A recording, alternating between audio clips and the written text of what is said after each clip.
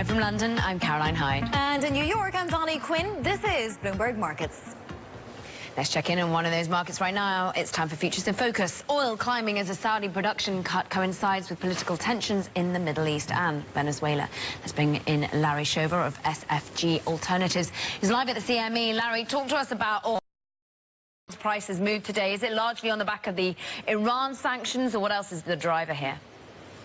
You know, I think that's part of it. The surprise production cut in Saudi Arabia. We have over the weekend the Venezuelan president allegedly a target of a drone attack. We have war games going on in Iraq, et cetera, et cetera. That combined with the fact that there's a little bit of peace in the market right now, a little bit of a risk-on tone. The oil market's definitely not catapulting. It's just making up some lost ground that it lost yesterday. So how high do we go? We're at 74 on the Brent crude contract.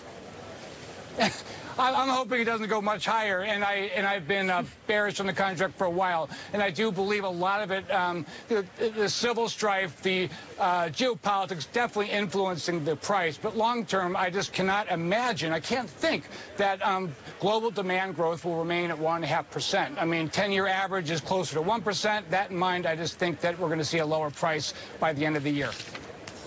How much is dollar weakness today factoring into all of it as well, Larry?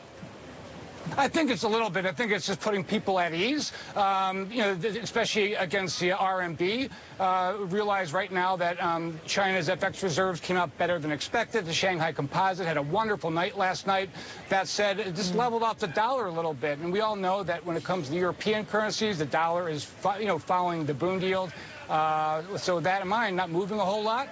If you believe in American exceptionalism in the economy, then the dollar will go higher. Otherwise, like me, I think there would be a time when we're going to see the dollar retrace some of its steps from the past 12 months. Does it seem to be retracing anywhere versus the Turkish lira at the moment, though, Larry? One you've been keeping an eye on? Well, the euro, that's a tough one, because just think when Bund yields were 80 basis points in February, that's when the euro-US hit its high. In May, hit its low when Bund yields were 5 bips. So right now, it's all about where you think the Bund yield's going to be, and at 40 basis points, I think we're right where we're supposed to be. And let's talk about haven trades at the moment, because it's interesting. We've got a real risk-on mood to the market, as you say, following from China, spinning into Europe, going into the US. But we're actually seeing what is usually the haven, that is gold, actually once again not performing its role as a haven, and it's on the up as well. Yeah, I think gold is historically a safe haven. We definitely are in a crisis, but I think this is the wrong type of crisis for gold to do well. I mean, what I mean by that, in a trade war, tends to affect the supply side of an economy. So we're going to have a situation where, the Fed won't change their rate projections. I mean, just look at the Bank of England. They raise rates even with Brexit, and it's a much bigger deal than these trade wars that are going on.